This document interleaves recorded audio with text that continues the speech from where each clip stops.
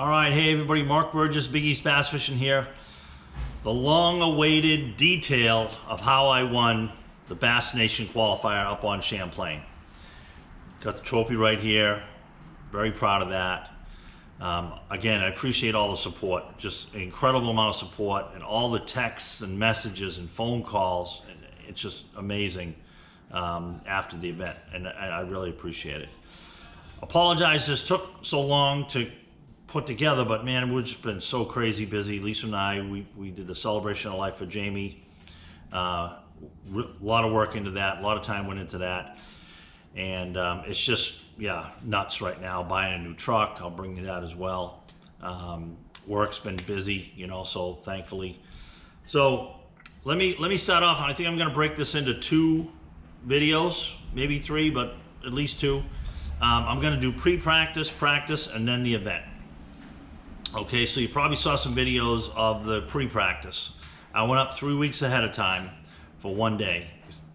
Drove for 4.5 hours, fished for 3.5, drove 4.5 hours back. Why?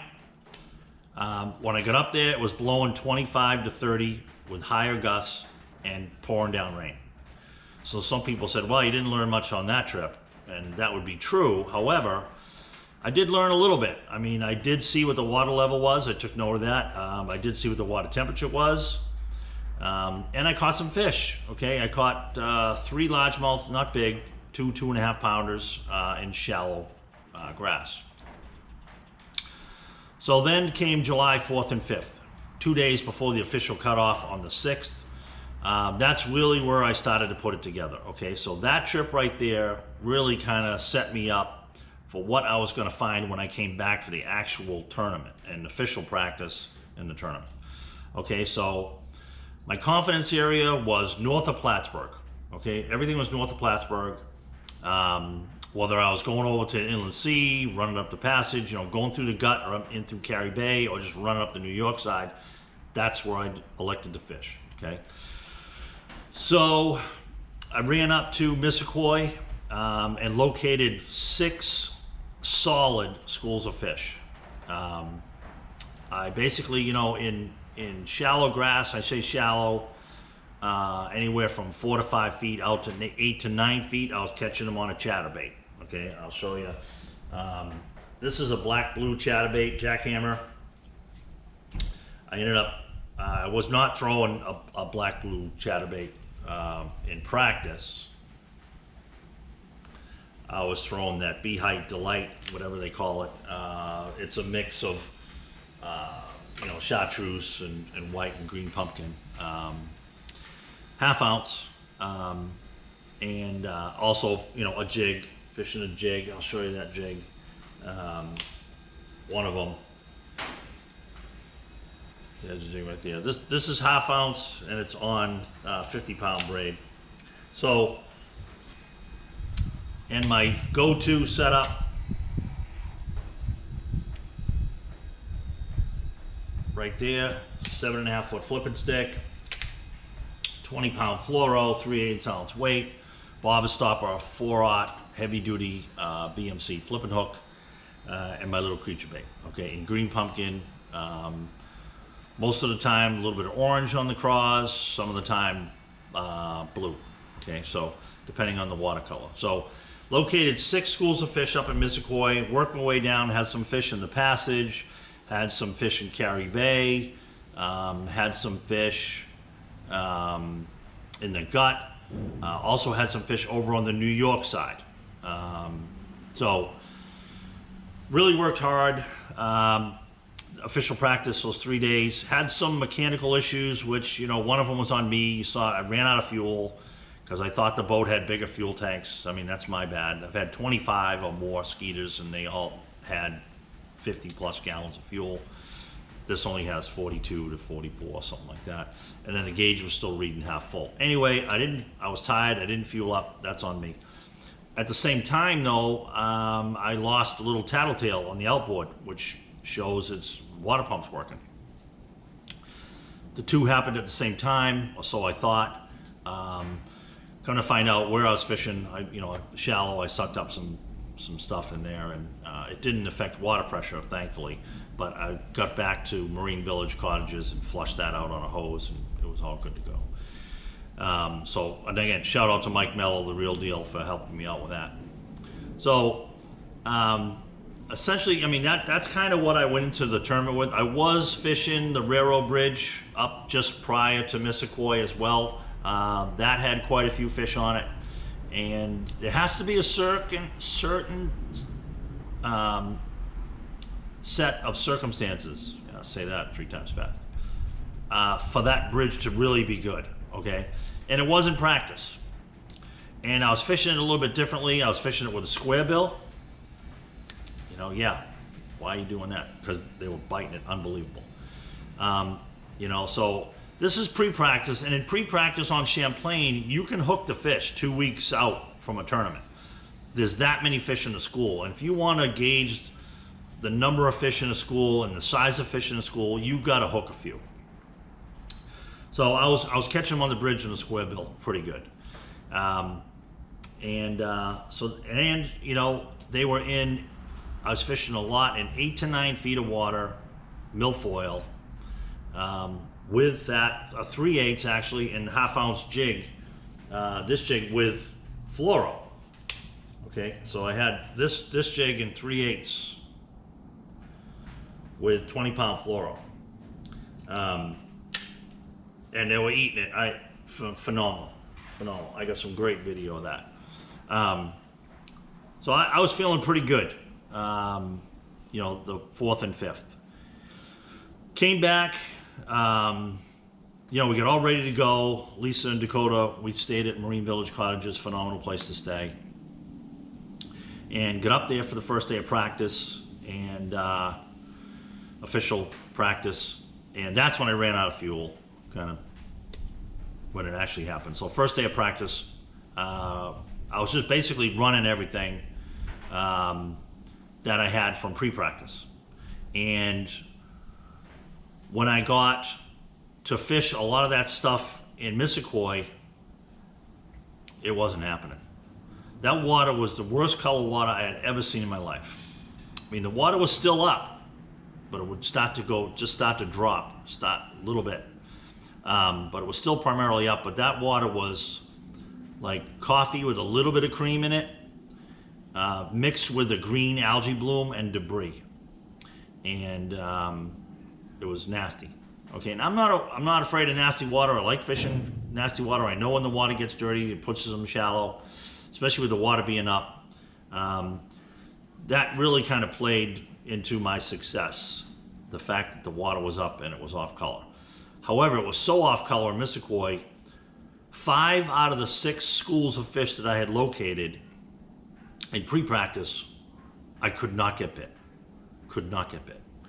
And typically, you know, grass fish are pretty reliable, but you got to look around. So they move, okay? I learned fish swim, okay? So I had to relocate them, and I thought I did, and I actually went out to outside of the milfoil is coontail in 12, 15 feet of water, and I thought I relocated them, and that didn't pan out. Okay, it just was fewer and fewer bites. Excuse me, or no bites. So yeah, official practice was, you know, eye-opening. Okay, so essentially eliminating water was key.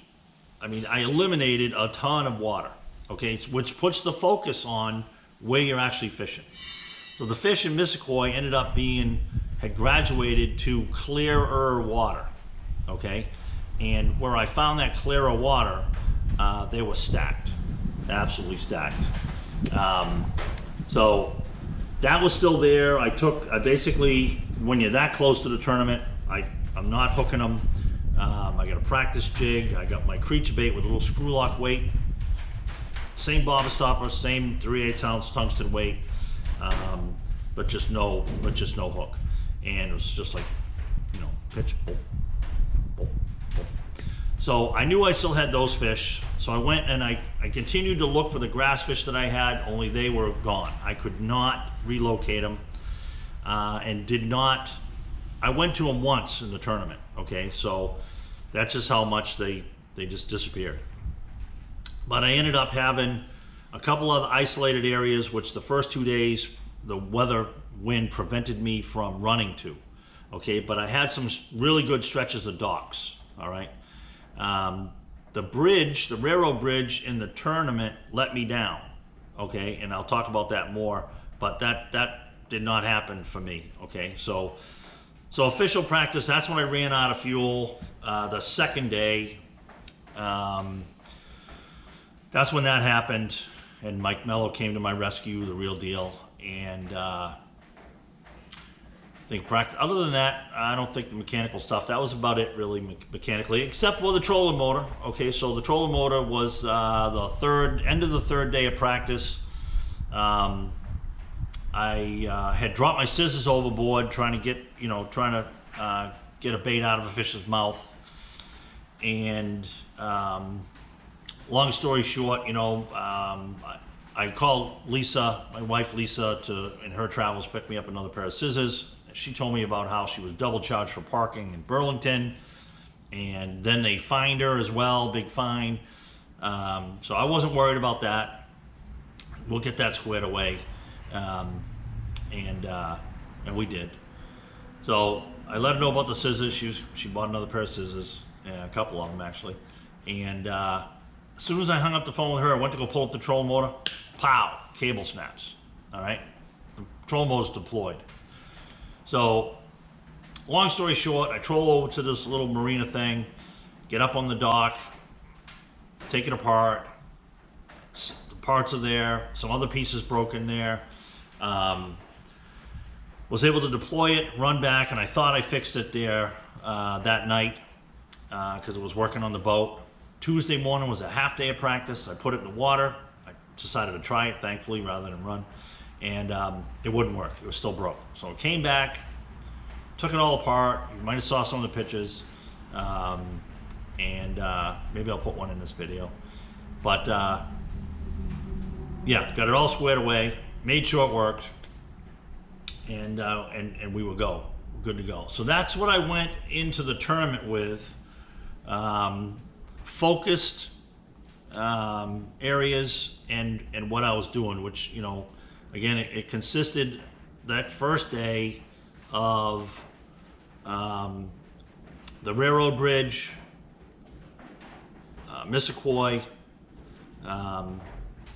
and some stretches of docks just scattered out through, like I said, the passage and down in the gut and Cary Bay and over on the New York side. That's when I went into the event with. So I felt good about it. That clear water, the fish I found in the clear water, I knew there were a lot of fish there, but I was worried that I wasn't the only one to find them. I mean, it was that strong with that many fish. So yeah, so that was pre-practice and practice. Obviously, the night before the tournament, I'm all rigged up, ready to go, which basically the baits I showed you, which was my flipping setup. I did too, I didn't show you, where the water was more off color, same exact rod, reel, line, bobber stopper weight, 3/8 ounce, little matte black finish, 3/8 ounce tungsten weight, and a black neon creature bait, same hook. When the water's off color and it's sunny, which it was, that a darker color has a better contrast. Okay, I like to match the hatch, but in those conditions, like dirty, muddy water, bright sun, that darker color stands out better to the fish. So that's what I went in to the tournament with. My flipping setup. The rods for the jigs are the same thing, 7/6, medium heavy. Lighter jig is 50-pound braid. The heavier jig, I actually went to a 3/4 ounce jig on 65-pound braid, but I put a bigger trailer on it, one that would slow it down a little bit. That's 3/4 ounce tungsten, and that was the right balance. All about the right balance. Okay, so and I already showed you the chatterbait, but here it is again. I was actually throwing that different color, the Bee High Delight or whatever it is, green pumpkin, white, and chartreuse. But in the off-color water, this black blue got it done. All right, so that's practice. This is part one. I can already tell by the time it's a lot more than I thought, but hopefully, you enjoy it and it'll help you out in your practice. Next one I'll do is of the actual tournament, blow by blow. All right, just how it all went down and as much detail as I possibly can. Okay, so stay tuned for that. Again, I appreciate you waiting, and we will see you soon.